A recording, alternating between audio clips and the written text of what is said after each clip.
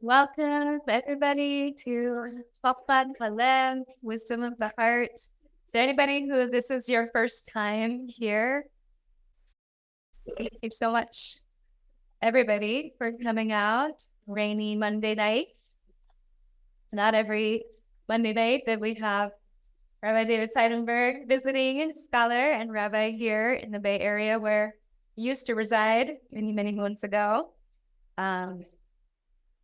And my name is Amanda Nube. I'm the mitzvah and family educator here at Chochmat Halev. And I'll be moderating a little bit of this fascinating conversation lens on Jewish indigeneity in relationship to land. A little bit about good friend, Rabbi David here, who is the founder of Neo Hasid. Maybe some of you like me found my way to him through the app that helps the Omer and then has amazing Kabbalistic quotes for each day of the Omer. He's the author of Kabbalah and Ecology. He's featured lecturer and has written an article in Tikkun magazine entitled The Third Promise, publicizing his work on indigeneity. I'll let you say a little bit more maybe about your roots, but you've mentioned also a little bit in your kind of introduction, your articles, that you are a descendant of Jewish Palestinian roots. It's a good place to start in terms of locating yourself. Right. Introducing yourself. You might guess Seidenberg is not from that side of the family. That side of the family is Mevorach, which I use as my author name. And Lenyado. Those are the two names from that side of the family. And so my great-grandfather, my Jidda, came here in 1910 from Palestine. And he came because of the Turkish draft, the Ottoman draft. And around that time was when they first started drafting Jewish boys and not just Muslim boys. I have met Palestinians in this country whose ancestors also came here for exactly the same reason at exactly the same time. So that has opened my mind to some of the dimensionality of the issues that we're going to be touching on. So this is not a seminar on how to make peace in Israel-Palestine. It's not a seminar or a workshop on how we're going to end the war. Okay?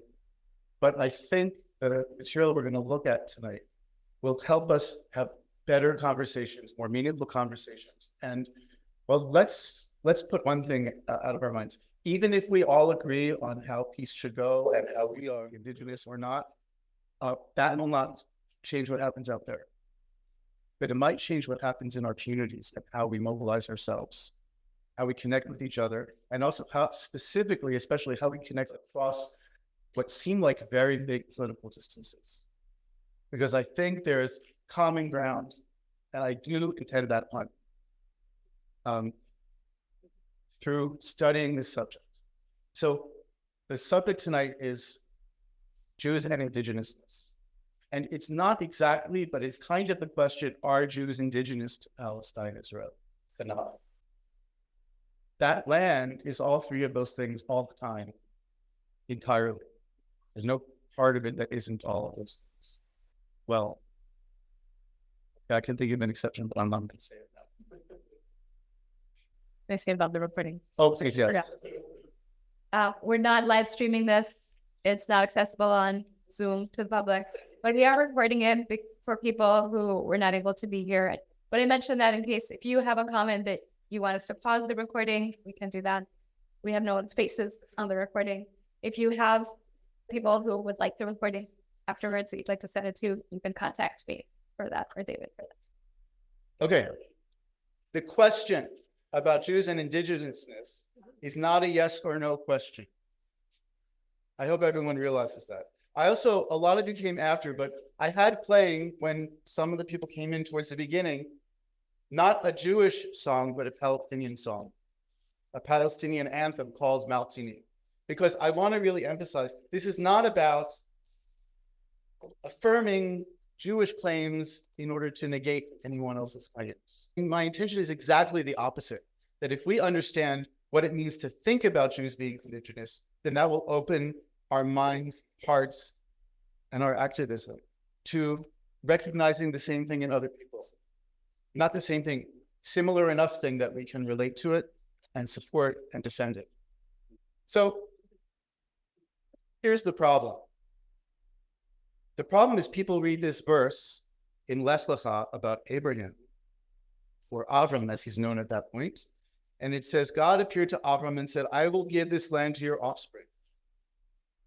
And like that's the only verse people read. So the big picture is this. Everything about Judaism, the practices in the Torah that we do, Sukkot, the seasons, the way they're connected to the holidays, what animals are kosher or not, all of these things make exactly perfect sense in the land of Canaan. They don't make exact perfect sense in other lands. That means that these practices originate, or that it's reasonable to suppose that they originate in that land. That would seem to say that Judaism, I'm saying Judaism, I'm not making any point about particular people or groups of people. Judaism, the culture of that religion, is in some sense indigenous, and I want to get to defining indigenous in a second. Okay? But the Torah is explicit repeatedly that we, the Jews, the Hebrews, the Israelites, are not indigenous to that land. It says it over and over. Where does Avram come from? Mesopotamia. Do people have a map in mind? You have to go north and then east quite a bit of ways before you get to where Avram came from. And where did the Jewish people form as a people? In Egypt, right? The Torah is very, very explicit about that. So why is a tradition that appears from an anthropological perspective or a study of religion perspective to be endemic and part of that land insist that its people come from a different land? It's a weird, would you agree that that's weird? It's weird. It's weird. And it's not typical for other cultures. A lot of cultures will have origin stories of their people where they actually come out of the earth that they claim as their land. Things like that. To say dafka no, people know the word dafka. It's like underlining the word that you're just about to say, dafka. No. So what was in their hearts or minds when they said this? Why did they say it? That's what I want to answer. This question is relevant to who we are as Jews for people who are Jewish, or how we understand Judaism for everyone, regardless of whether there is a complete peace or a conflict in that land. I'm going to call it the land of the promise as opposed to the promised land. Okay. Thank you. Actually, I think it's easier for me to stand anyway.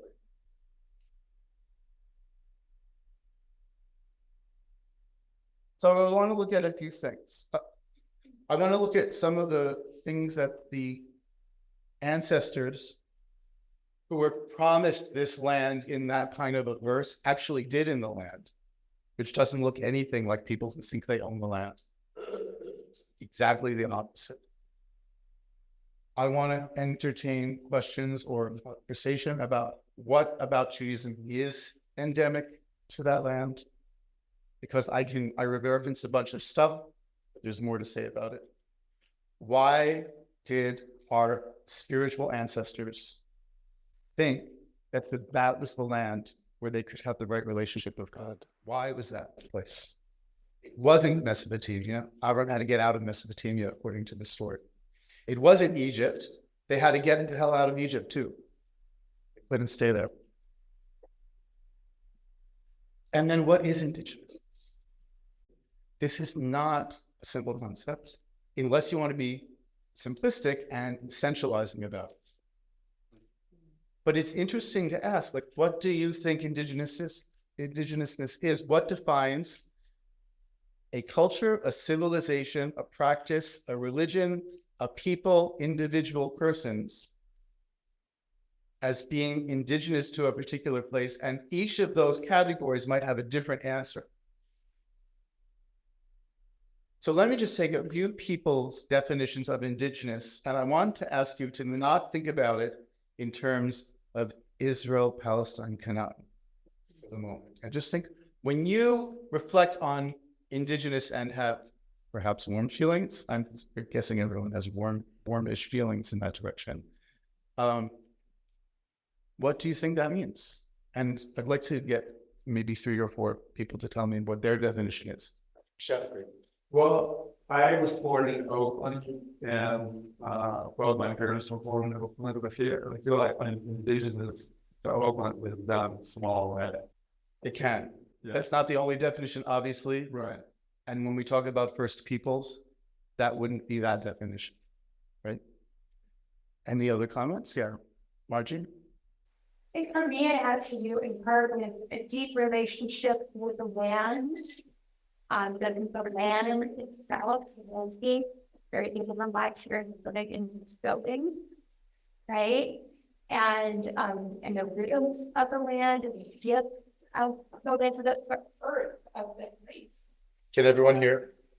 No, and perhaps in my mind, but it's like this, the teachings about the earth of that place I received from generations before me. So in a more ancient or at least historic culture, as opposed to just I was born here, I lived here, and these are different layers of what these things might mean.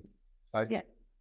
Did you call me? Hi. Oh, Rabbi, hi. no, that's okay. Similar to what Margie was saying, I think it doesn't necessarily mean that your people were there forever, because I think people have moved around over in the Just humanity in general. That's yeah, more for but humanity. but that your people have been there long enough that aspects of your culture are connected to the land, to what grows there, to the seasons.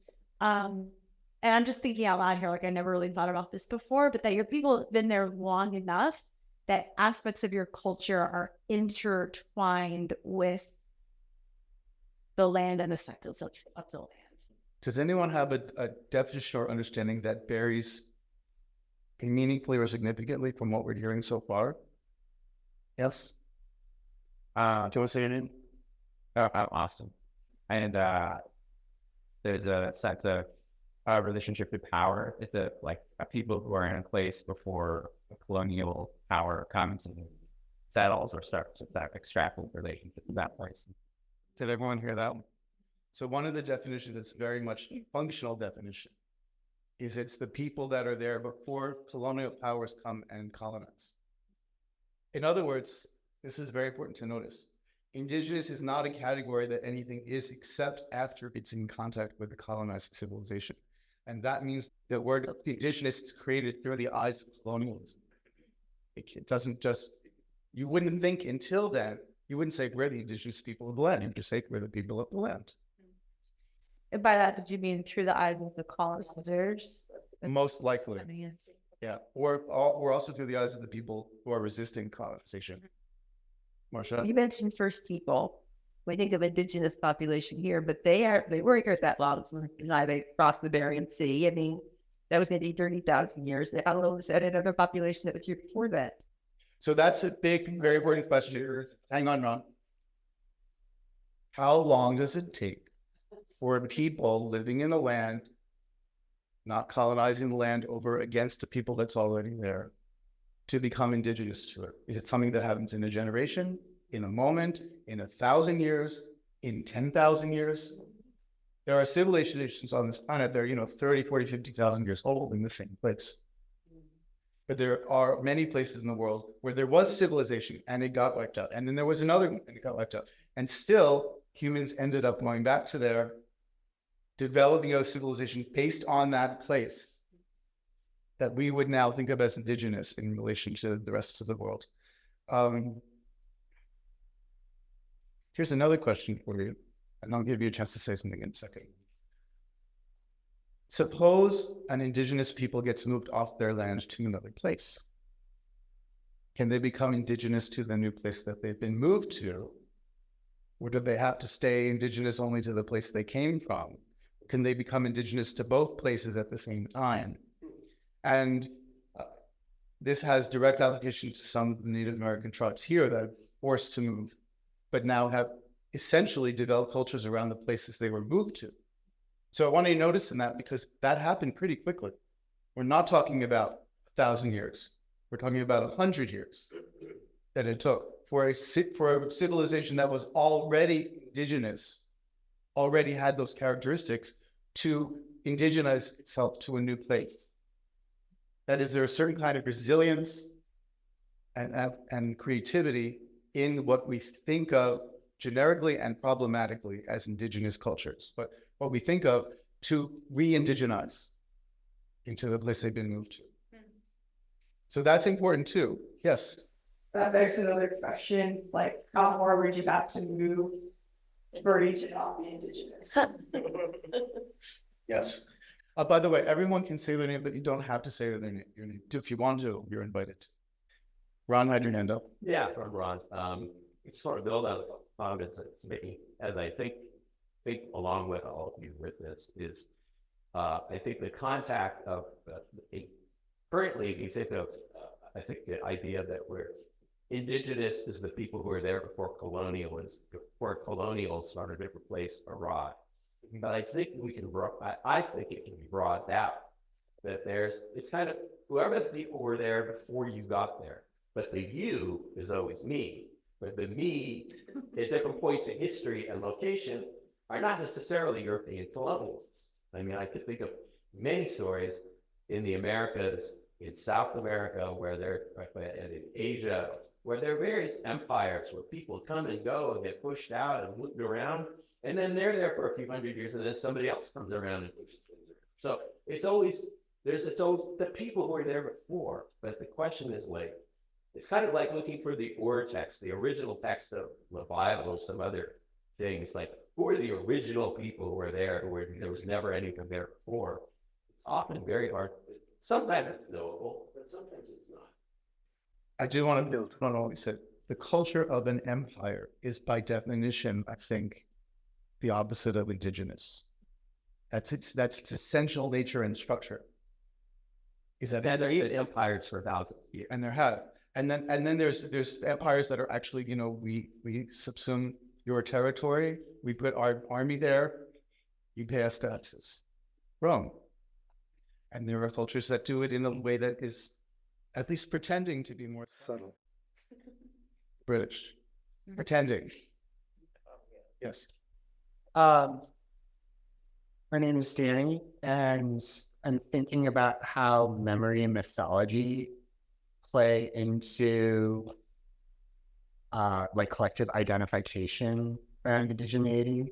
Like at the beginning of this lecture, you talked about how in the Torah, we have an awareness of the predecessors to Jewish people coming from Mesopotamia, from Egypt, but the story gets very fuzzy, from there. But it Herman Fuzzy. Don't tease. Yeah, exactly. But if that story wasn't so fuzzy, if there was either a clear historical record or if there was a mythology that went back further, Jewish people may potentially understand themselves as indigenous to somewhere else. Or it could be in our mythology that we're from another planet or another dimension or something like that. And if that were the case, we may have yet another sense of origin that is tied to another geography, or maybe not tied to geography at all. Right. Get out your Bibles. Turn to Deuteronomy 11. That means chapter 11 in Deuteronomy. You do not have to have a book to do this. I will read out loud.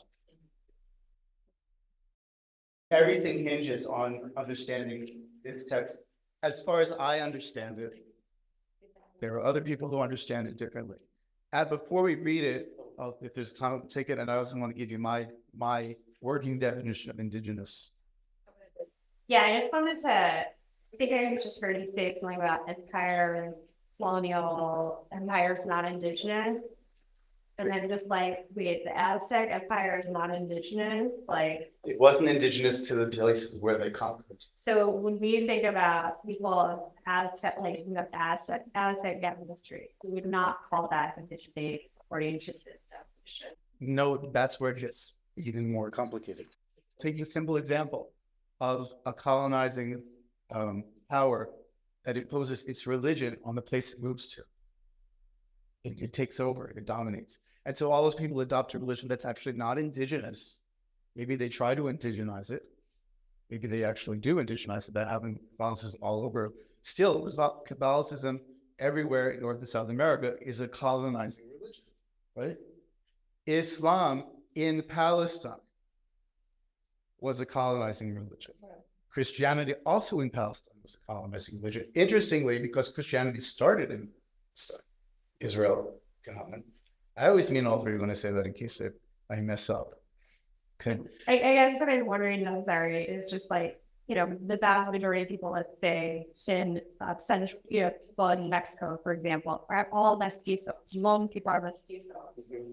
And we don't want to say that they're not indigenous. You get colonized, but you still stay in that land. You still have connection to that land. So it's not.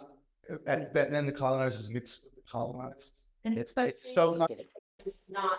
I mean, there are people who are truly European and are truly fully indigenous, but the vast majority are.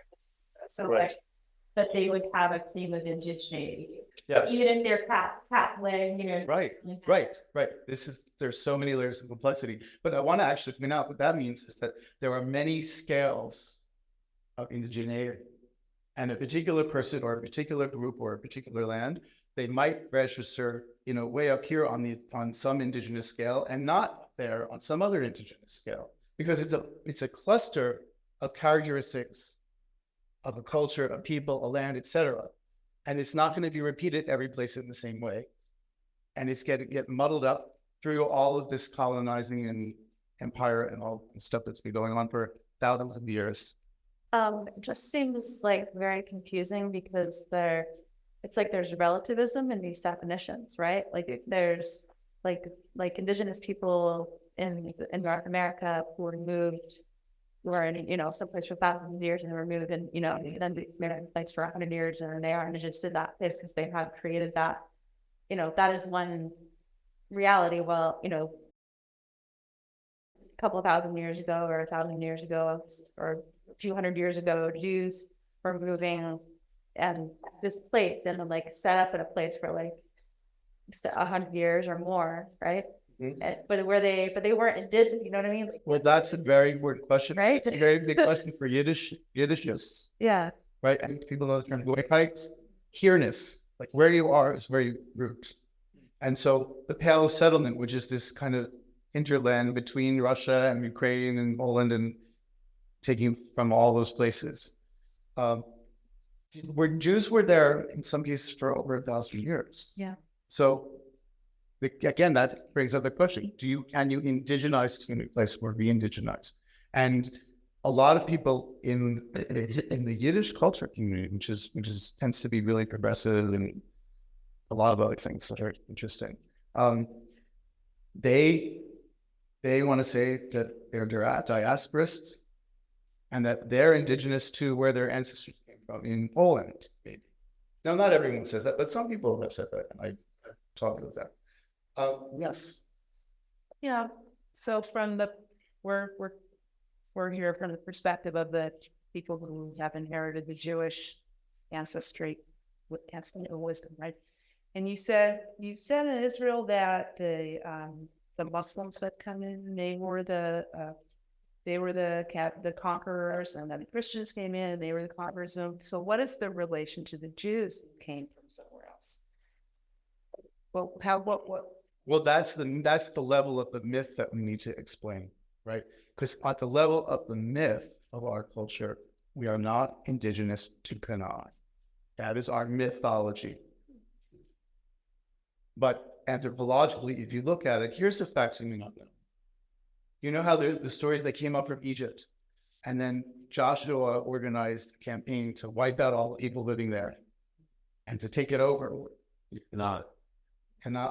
So when that happens, you have things like a burn layer in the archaeology. You got things like that. There is zero archaeological evidence for a conquest. There also happens to be, and I do not like to say this, there's no evidence of a coming of Egypt. Or if it was a small group that came up from Egypt, they weren't big enough to leave an archaeological record. So what it looks like, again, not from the religious perspective, but from the anthropological perspective, is that the Israelites were just Canaanites, except they had some new, exciting idea that, really made them impassioned, and they decided we're Israelites. You mean We're people who struggle with God. that they didn't go to Egypt at all, or did they? This is a question. Was there a number that came up from Egypt, and that Right, or did they join? Like there was some other state in there. there's no way to know. There's no way to know. So now you get the problem.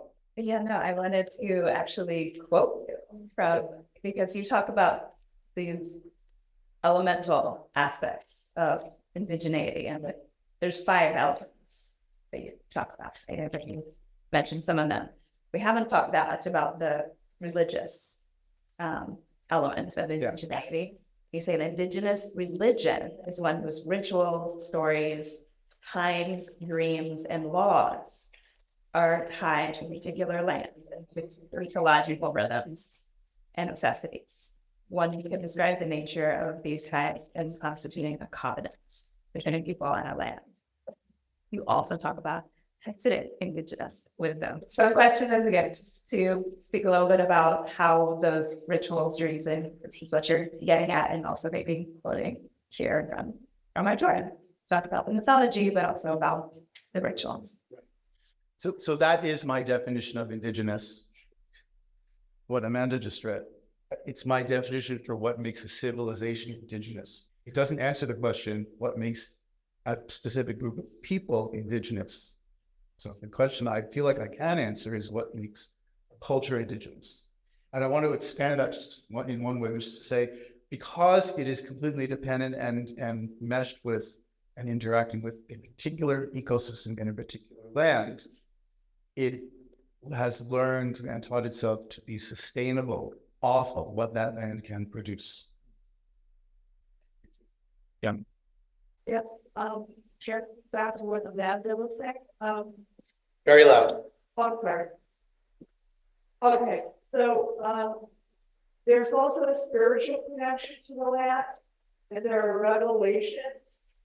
So we choose to have revelation in Jerusalem, because we lived there like in the temple, and then Christians have revelation in Jerusalem too. So there's kind of Yes, that's an spiritual. interesting point. Feels like when a culture finds cohesion in a place, it finds indigeneity. And that's kind of encompassing all these things. That makes sense too.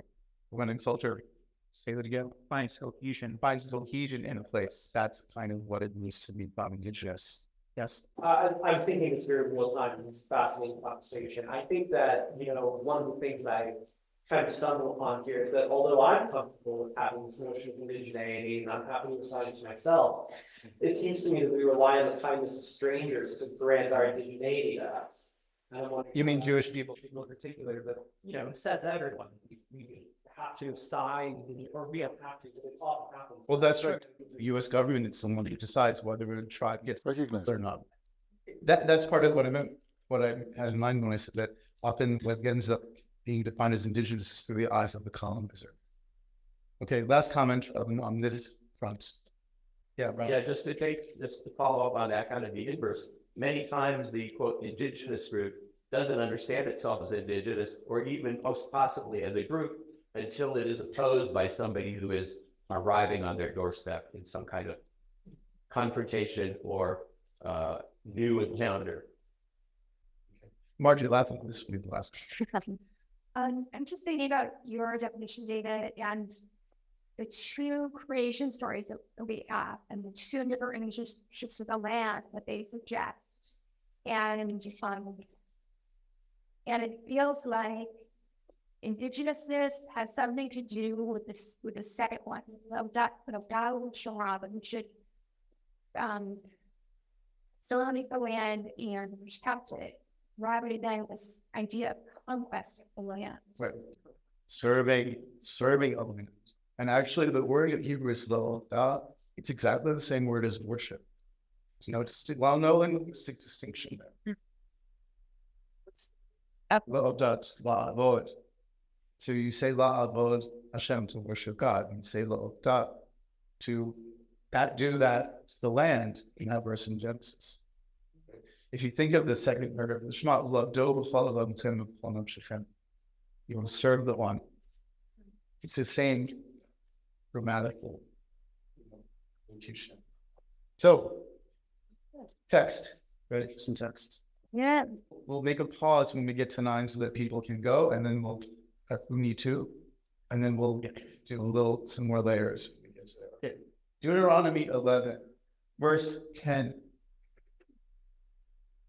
Verse 10. Actually, verse 9. I'm going to start at verse 8. Safeguard the entire commandment I am describing you today, so that you will be strong and come to occupy the land which you are crossing over to occupy. Echoes of occupation, not necessarily what we want. It's not actually the same word as the word for occupy in the first chapter of Genesis. You will then long endure on the land that God swore to your ancestors, and God will give it to them and their offspring, the land flowing with milk and honey. Okay, now here's the key. For the land which you are coming there to inherit her is not like the land of Egypt, where you came out from, where you would sow your seed and water it with your feet like a vegetable garden. Now that refers to foot pedal agriculture. And so just so you know, what this means is the area around the Nile is very flat. And the Nile floods, and when it floods in the season that it does that, it floods over very big distances.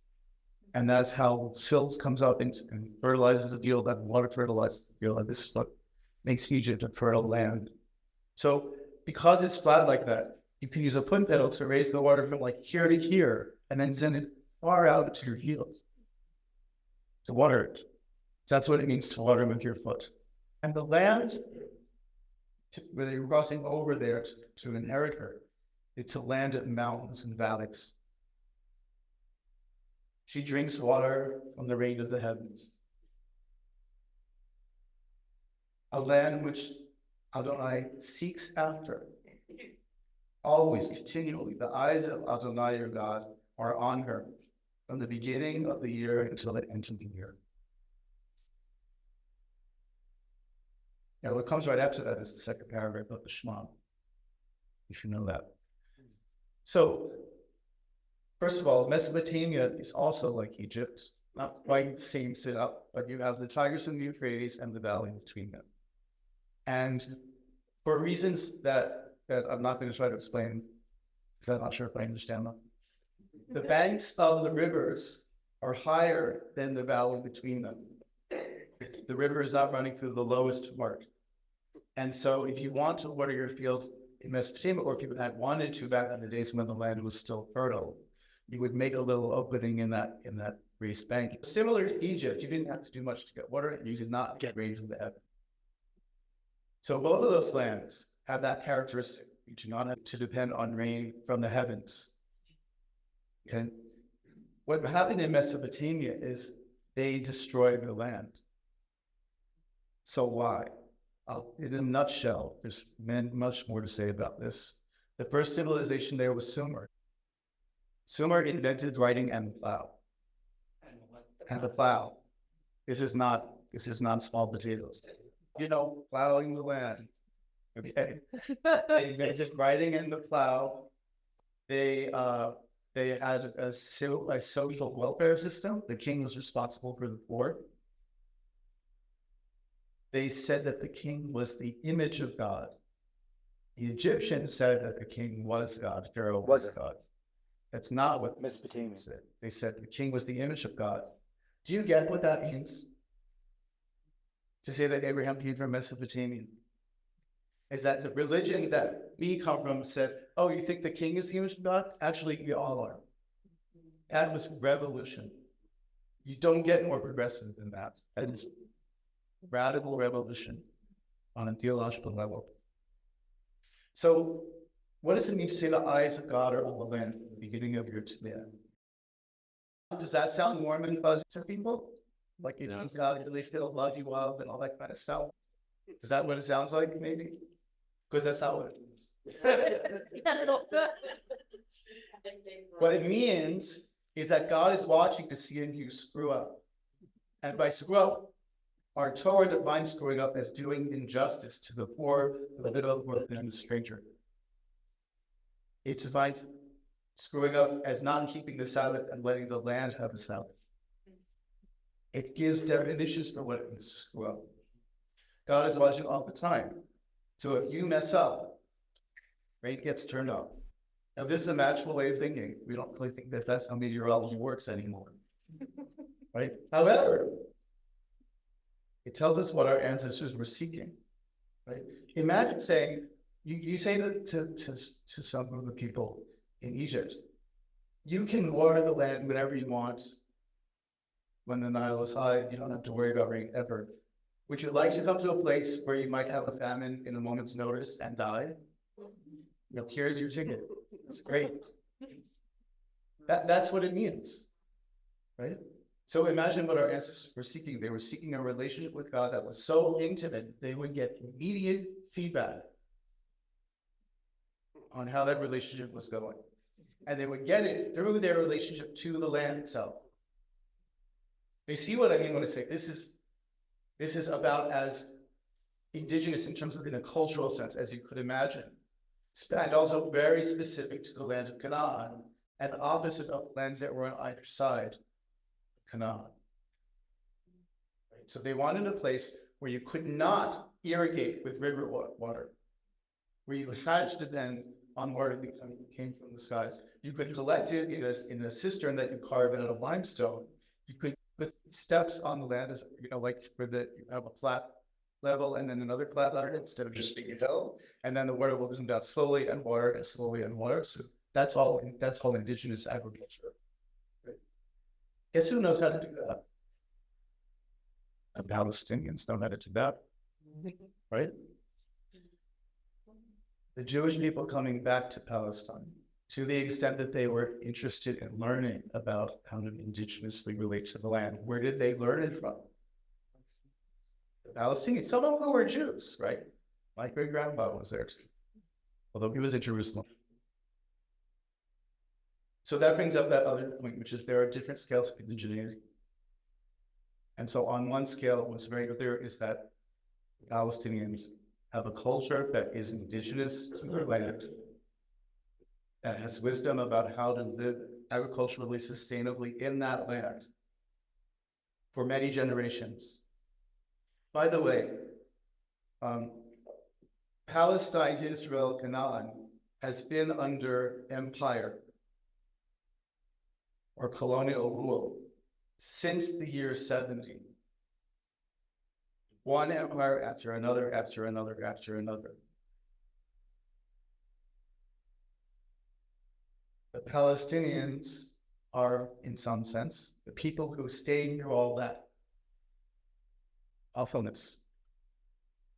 And so they had a lot of time to develop some kind of indigenous culture. Before that, The Jews had a lot of time to develop an indigenous culture. But then once you get out of the land, can you still have an indigenous culture? Can your culture extend itself and continue to be indigenous? Can you still be indigenously creative? I think the answer is yes, but we're not going to have time to get into that right now. That might be after 9 o'clock. So this is what is special about that land. That's the picture you need to have in mind when you think of anything about the Torah and whether the Jewish civilization, which is really the Hebrew civilization, is indigenous to that land. Let me give you some other examples. For example, you know about having cloven hooves and chewing cud. And we only eat mammals that do that. Not everyone does those practices, obviously. And not everyone here is Jewish here, by the way. So I'm not making assumptions. But if you're following the rules of the Torah, you don't eat those animals that don't have those two characteristics. Okay, what do those two characteristics mean? It's quite simple. It's not that hard to imagine. If you have cloven hooves, as opposed to flat hoof, single hoof, you can graze on rocky land. In other words, land that's not farmable. If you chew cud, it means you can eat food that people do not need to eat and cannot eat, in fact. Right? So the animals that you raise are not competing with the people over the land, and so both can be sustainable. This is just very basic. And that's also specific to the hilly, rocky land of Canaan. So that's just an example I'm throwing out there. People already know about shaking the lulav. You're maybe asking for rain for that land. Just on one foot, the 4 species of the lulav come from 4 different ecosystems that make up this land of Canaan, Israel, Palestine. And each of them is the plant that needs the most water from that ecosystem. So the 4 are mountains, deserts, rivers, and lowland. Well, they use more water than anything else that's growing out there in the desert. But yes, they grow in the desert. But they still need the most water of things that grow there. So you take the rain from last year that's inside the plants, and you use it to draw the rain for the coming year. But it's very simple shamanistic, not simple. It's very clear shamanistic magic. Again, the kind of thing that we tend to think of as indigenous.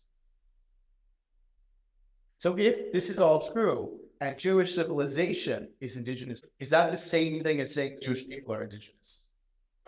And that's not so clear. So this is the question I have for you. If an indigenous people comes back to their land, and instead of deploying their indigenous wisdom, acts the same as settler colonial powers, how do you measure that on the scale of indigeneity? Does it not get complicated?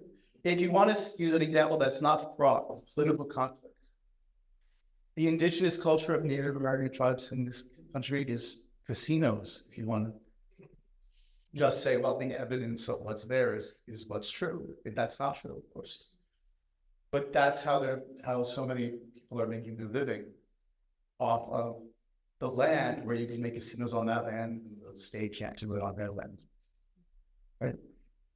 But we don't call casinos indigenous culture.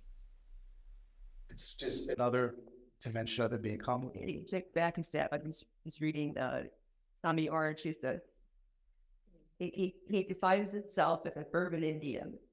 I can't remember his tribe, but he's raised Nova, born and raised Nova. And he just wanted to create rise up. And he said, people tell me I'm an urban Indian, I'm not a real Indian, I don't live on the reservation. The reservations were indigenous. We live in big open tribal areas. The reservation's not us. So there's another example. Yeah. I'm going to now read you from Sarah.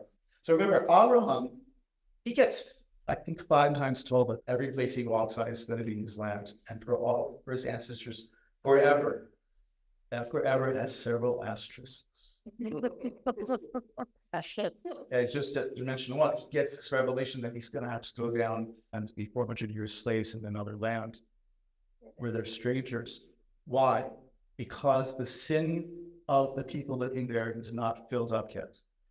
So he already has the message that's completely clear later in the Torah that if you fill up your sin jar, you don't get to stay in that land.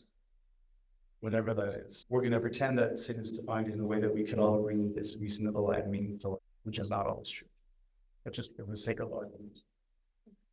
So he already knows that that's a land that you don't get to be in, just because God said it's yours. When he goes to negotiate finding a burial site for Sarah, hi Sarah, this is chapter 23. He rose from beside his dead and he spoke to the children of Tate, and he says, I am a ger until Shah. I am a stranger and a sojourner with you. Not I belong here, but you belong here. That's what that means. You belong here. I'm the stranger. Could you please, he begs and asks for compassion and mercy, could you please let me have a burying place for my Sarah? I'll pay you the money that you need, and that's a negotiation. And that's how he acquires his first bit of land in Canaan, the Canaan. And he only gets it because he gives top dollar price realty. And he tells this very sensitive negotiation where he's emphasizing again, I'm not here because it's mine. I'm your guest, you're the host. So he already knows he's been promised the land a bunch of times, but that's not how he treats people. That happens again with Jacob. Isaac. Every single case. What happens when the one time in the story of the original ancestors, right, the mythical ancestors, what happens when they do take the land in a way that says this is ours? Is Shimon and Levi who go and kill everyone in the city of Shechem because they say they humiliated or raped Dinah, and so they kill everyone. There's no honor in that. Jacob at the time says, how could you do this? You made me stink. You made me stink to all the people that live in this land. I'll be shaming. Like a budding thing. That's how he responds. At the time, on his deathbed, he curses them for behaving that way. Why doesn't he curse them at the time? Why does he wait till he's on his deathbed? And there are many answers, but the answer I think of is that he was scared shitless something. And he was too afraid to say something like, what you did is absolutely wrong. It's unacceptable to me. So he had to put it in terms of, well, that you made me look bad. But that's not what he means. He means you're ruining the whole purpose of us being here. The Torah in the Shita also makes it very clear. If you do these rules, give the land a Sabbath, let slaves go free. And slave doesn't mean the kind of thing that we think of as sacred. If you do those things, then you will live long lives, and the country will give its fruit, and the land its produce, and you live in peace, laveta, securely. And if you don't do that, it's equally clear. There are 7 levels of curse that you will get before you get kicked out of the land. So you get a bunch of chances to realize that you're ruining it. But among them are just, the land will give its produce. But then there's the one that says, and the wild animals will eat your children.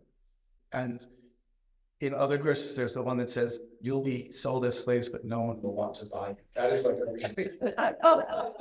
it's crazy. It's serious. Sad curse, right? That's a Deuteronomy. Yes. Just to clarify, so maybe everybody knows the stories, but maybe they don't. It had only humiliated or raped Dinah. Most of the tribes of Arabia and most of the Chinese know that they should kill those people. But what happened in the story? Shechem said he loved her. It was great.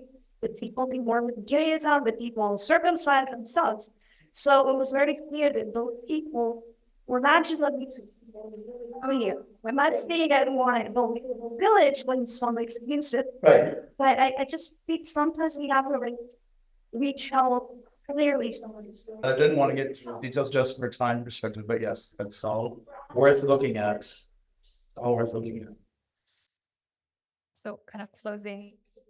So Not 8, we're at 9 o'clock. I'm going to keep going, but I want to make a pause, give Amanda a chance to say things, and if you want to ask questions, and then we'll continue. I think a question that I have for you is I've heard you talk about the coexistence of narratives and the multiple definitions, and how can these multiple narratives coexist today? How can there be, so you started off saying this isn't going to be about how do we get to peace, but that's still my question is how the maybe complicating the definitions and the narratives on indigeneity, how coexistence. There's a few layers to that, which I'm probably going to miss some of the layers actually. But one of the fundamental things is that our indigenous wisdom about the land and what's acceptable when able to live sustainably in the land is that you must treat anyone who you think of as a stranger as your family, and love this commandment to love the stranger who is like yourself, because you know the soul of the stranger because you were strangers in Egypt. So it's like you think you don't have anything in common with a stranger. Yes, you do. You know what it's like to be a stranger. You already know that. So if you take an indigenous or re-indigenized or wanting or fantasizing about re-indigenizing people with them in the land, and they completely ignore their indigenous wisdom, or let's say some of them ignore their indigenous wisdom. Well, our indigenous wisdom says that you lose the right to be in the land. That's what our civilization says. So it doesn't matter whatever international law might say, whatever this or that might say about whether those people have the right to be in that place. Our civilization says you lose the right. That's our indigenous wisdom. So what do you do with that? I mean, how do we interact with that? How you treat the stranger is very clear and completely foundational. So, okay, the big picture, which I'll just say this right now so that people get that juicy conclusion. Why did our ancestors insist that they were not indigenous to the land? Because they wanted everyone not to think that they owned the land, but to think that they were strangers in the land. And that's what it says in Leviticus 25. You are strangers and sojourners by me, says God. And therefore you cannot sell the land permanently because you never owned it. So there are two things that it means to be a stranger, to think of yourself as a stranger, which is our indigenous wisdom, is that you don't think of yourself as indigenous. It's a strange way to be indigenous, but still, is that you love the stranger, and your love for the land means you understand that you don't possess the land and cannot possess the land. That's what it means to be a stranger. That, in my opinion, again, come up with different explanations. That's the reason why the Torah insists that we're not indigenous. Because it's fundamental to the moral system of justice in the Torah that we think of ourselves as strangers. For those two reasons. There may be more reasons than that too. Ron. If I'm trying to understand you, the but is, it's not that God is the one who owns the land. It's not like there's some other people there before you who own the land. So that you're strangers just means it's kind of up to God whether you can stay here. It's not that you don't belong here. Yes. So just try to clarify. Yes, although that's sort of on the mythos level. Yeah. Tapas level. Yeah.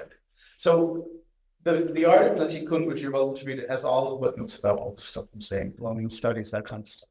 So the title of the article is The Third Promise. So what's the first promise? The first promise is Abraham, God says to Abraham, this land will all be your descendants. The second promise is, I promise to kick them out if they do injustice. That's a promise. That's the land of the promises. The third promise is, after enough time, and you learn how much what you did wasn't the right thing to do, you'll get a chance to go back. But it's just a chance. It's a promise that you will get a chance. The chance is dependent on you fulfilling this indigenous wisdom when you go there, which is how you treat the stranger, how you treat the land.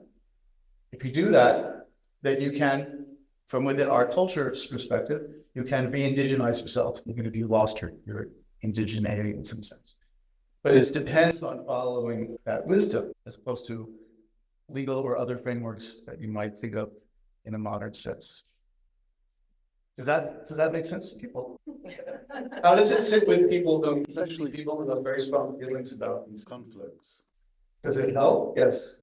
In 2008, like in an Indigenous studies class I took, talked about encountering colonial folks who wanted to buy land, and they didn't understand land to be owned. They're like, sure, why not? And buying it, you can use it for a little while. That's a simplified version of things that, not possibly the best way of explaining it. But so even to be in possession of land, to me, feels very capitalist. I'm really flattening things from completely different places and times, but just it doesn't seem anti-Indigenous in my understanding of indigeneity to not possess land. The other thing I want to really curious your answer. Some people think that's one of the main marks in common with most indigenous cultures. Sure. It's not having an idea of property ownership.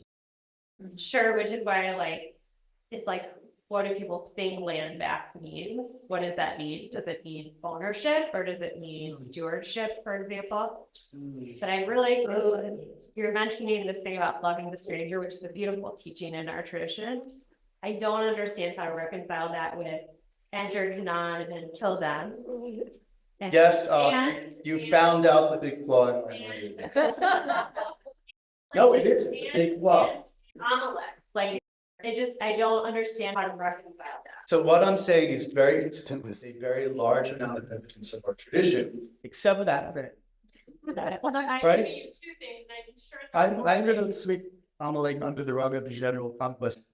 And what we have there is that's why we have rabbinic tradition. The rabbinic tradition is absolutely clear. There's no Canaanite nations. There's no conquest. The state doesn't exist. It hasn't existed for thousands of years. So yes, it's in the Torah. Archaeologically, it looks like it never happened. King David's court is full of people who are among the tribes that are supposed to be wiped out, who are dignitaries. King David, the king who succeeds him is Solomon. His mother is Bathsheba. Bathsheba was married before David to Uriah HaHitti. Hitti is one of the tribes that was supposed to be wiped out. David engineers for Uriah to get killed so he can take Bathsheba for himself. It's his downfall. And there's no criticism about there being a Hitti in the middle of, the highest levels of David's army and court and all this. In fact, it's treated as the norm. So even in the texts themselves, we don't see that. So it looks like we have a myth. It's a bad myth. I would wish it were not there. I really would. The teaching you're referring to. Right. That is super. That's what I'm saying. You need the rabbis. You need the rabbis to say this can never apply again for the rest of all human and other history. Which they do. They do about Amalek, and they do the same thing about Canaanite nations. Deuteronomy itself is a little bit different of a book. Yes. Yes. So and then we get into biblical criticism, and then you can actually do tricks with biblical criticism as well, if you want to. Wait, before I get to, what was your name? Stephanie. Hang on, Ruth. I didn't really answer Amanda's question. How does this help peace? Well, first of all, if people want to say Jews are indigenous, and then they want to say, and that means we trump Palestinians. Well, you have all the ammunition to find that idea in terms of Judaism and what the Torah says.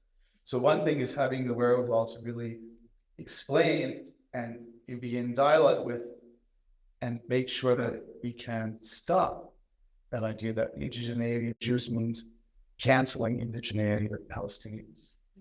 On the other side of it, people that are, maybe strongly anti-Zionist will, through this language, have a way of understanding and talking to people that may call themselves Zionists, but maybe actually have a much gentler or open-hearted idea of what that means than what seems to be going on in the world there. So that there can be alliances between Jewish people who think this way versus that way, but who really are all caring about justice. So that's important, in other words, to not get stuck on that idea of indigenous and have it be something that stops people from allying with each other to stop the injustice, to stop the occupation.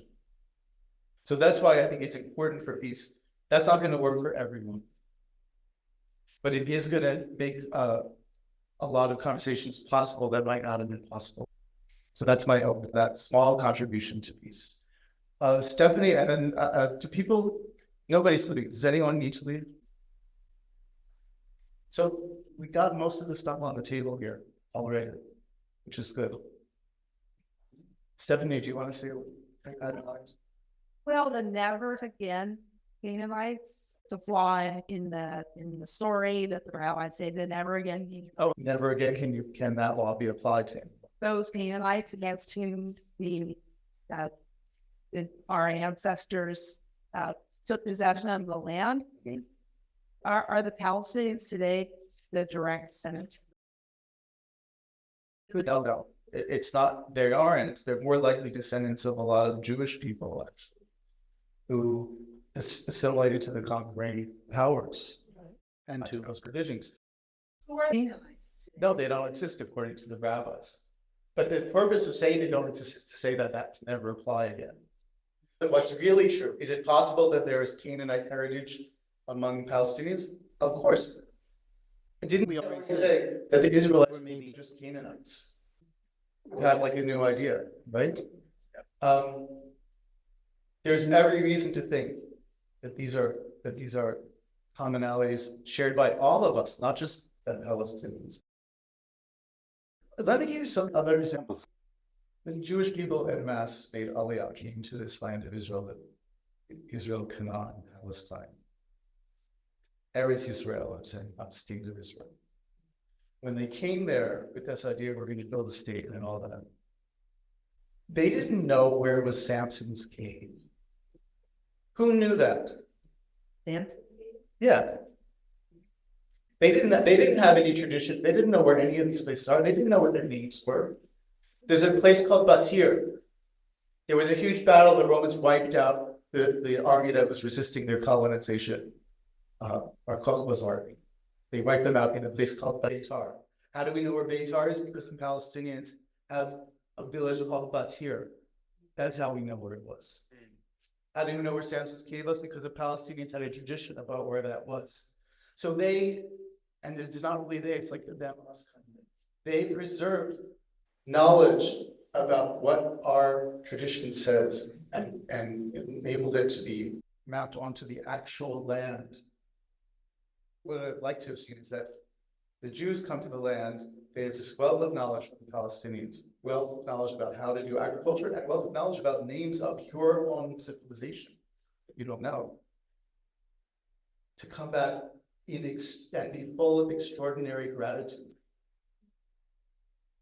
that this was preserved for the Jewish people when they came back. And instead, you have there was once a book, I've been trying to find it again, but there's sort of this photographic book about the 6-Day War, it has pictures of different places, and it says this place, it gives the name of the place, the Hebrew name, B'Shaprer, liberated from the Palestinians. And the footnotes say, we only know what the name of this place is because the Palestinians know. And then we're going to call it liberating it by driving out the people who live there. It's at a level of insanity that I have trouble empathizing or coming to terms with. Like I can come to terms, I feel like I can really come to terms with the idea that the Jewish people needed or thought or felt or understood that they needed a state in relation to other states in order to survive. I can really relate to that. I feel like I would have been like a radical binationalist Zionist. There was binational Zionism, which didn't think a Jewish state, but a binational state. And that was a form of Zionism back in the day. And I think I would have been in that camp. I would have used the label Zionist. I don't use the label Zionist anymore. I use the label post-Zionist, or, what is the word? Not atheist. Agnostic. Yes, agnostic. Agnostic. Right? Like, I don't want to take a position on it. Right. Because Reb Zalman said, the God you don't believe in, I don't believe in. That's how I feel about Zionism. It's like you can't use the word without meaning something that I wouldn't believe in, even though I can define Zionism in the way that I would believe in. So that's why, for me, I try not to use the word one way or the other. Right, but that's it. That's a experience and decision for each person, and I don't want to dictate what I think other people should say. So if someone through their convictions with justice defines themselves as anti-Zionist, I can understand that. If someone with their convictions about justice calls themselves Zionist, I can understand that too. Anyway, I spoke a lot. I hope this was useful and interesting to you all. So the thing I want to do at the end, by the way, we have these last few comments.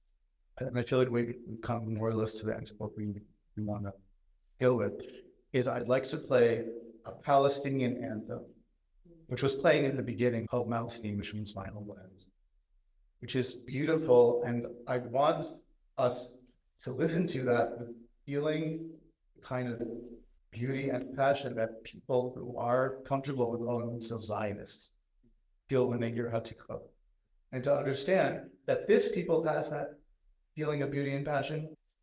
Now, this is very complicated right now. Like, all this stuff was true before October 7th, before Hamas carried out its massacres, and we couldn't say enough to explain how horrible on every level. But then you have the horror of the war itself that came afterwards, right? I would like to play the anthem and be clear. I do not want anyone to listen to this and think, yes, Hamas are religious fascists. There's no two ways about that. But what I wanted to listen to now, which has nothing to do with Hamas, despite the fact that there's this war. Okay, Ron, Chai, and then I'm gonna go turn on. Oh, and Mia. Okay, so that's more. Okay, and then I'll go back there and hit play on that song. Okay, Ron. So this is kind of a comment and really a question about part, and something you touched on earlier about like Jewish life in the Pale, for example. Part of Jewish religion, the Jewish cultural practice, has been over 1,500 to 2,000 years to preserve these religious practices that have their origins in the land of Israel, as well as texts. We're talking about the Talmud, the rabbinic, at least the Palestinian Talmud, the Palestinian Talmud, Mishnah, All the Mishnah is written in that land. Israel. A lot of the Kabbalah was also written in that land. Right.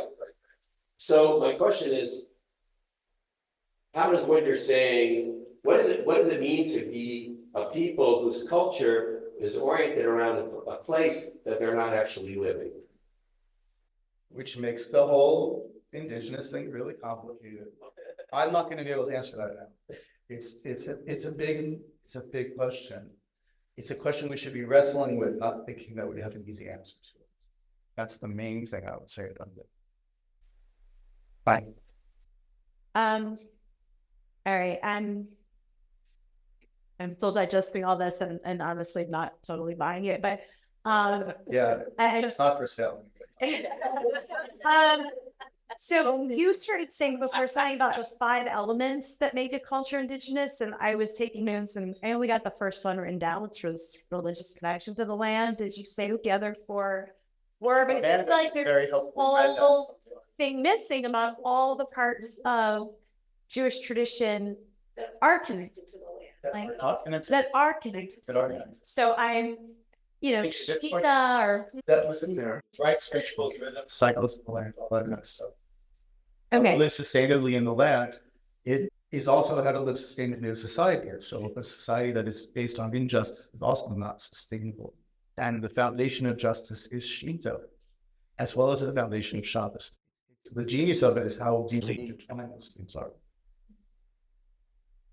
Okay. Shemitah is the 7th year, the sabbatical year, where you're not allowed to farm, where everyone shares the same food supply, no matter how much money you do or don't have. You take down your fences so they can go out in and out of anyone's field that they want to, including the wild animals, because you're returning to the state of Eden, where humans and animals share the same food. And all slavery is ended. It might start again after that year. You end that relationship, which is not was a different kind of relationship, as I mentioned before. And it's the big Shabbos. Think about this. We spend 1/7 of our lives, if you're an observant Jew, practicing for Shemitah every single week for a whole day. That's a lot of practice. That's like very serious commitment. And there's not just Shemitah, but there's the grand Shemitah, the Jubilee year, which is even bigger. So it's radical land forms, a different kind of land that actually sorry, so, and there's just the second part is that your premise is that we came from Mesopotamia, we came from Egypt, but when we say love the stranger, because you were strangers in the land of Egypt, suggests that that wasn't where we were from, that we were strangers Oh, yeah, there. it's not just mean that we're from there. It's just, but what it says is that we formed as a people there. But that experience is what forged the Jewish people as opposed to just a family. And leading Egypt. Yeah. Well, in the experience of slavery and in the experience of leaving and being liberated. And remember, it's not what happened, it's what story we tell ourselves about what happened. Which is not exactly the same thing. You're Israel. Yeah. I actually had a question about Abraham's mother. That would be more original, never. I'll email. God bless her wonderful work.